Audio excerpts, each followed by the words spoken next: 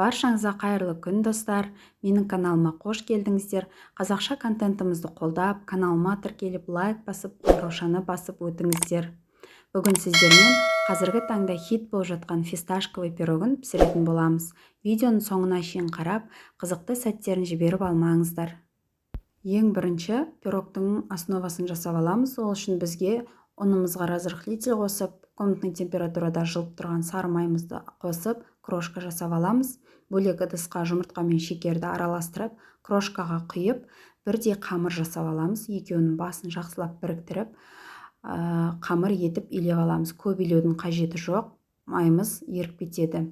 Холодильникке жарты сағатқа қойып аламыз, пакетке салып. Енді начинкасына кірісеміз. Бұл пирогтың начинкасына кез келген творожный сыр, креметте болсын, крем-чиз болсын, жұмыртқа, 20% қаймақ керек, 20-25% қою қаймақ болған дұрыс, ақ сгущенка, сахарная пудра және 1 столовая ложка кукурузный крахмал. Кукурузный крахмалдың ешқандай зияны жоқ.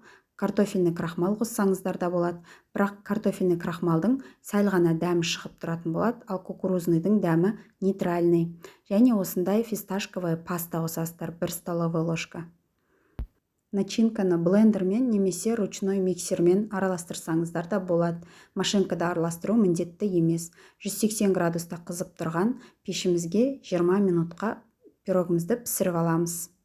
Осымен пирогымыз дайын, өз қалауыңызша әрлесеңіздер болады. Осы пирог сияқты өте оңай дайындалатын, әрі тез дайындалатын, дәмі де ерекше, тіл үйретін пирогтарды менің каналымнан іздеп таба аласыздар. Міндетті түрде каналға өтіп, осы пирогтарды дайындап көріңіздер. Ас болсын.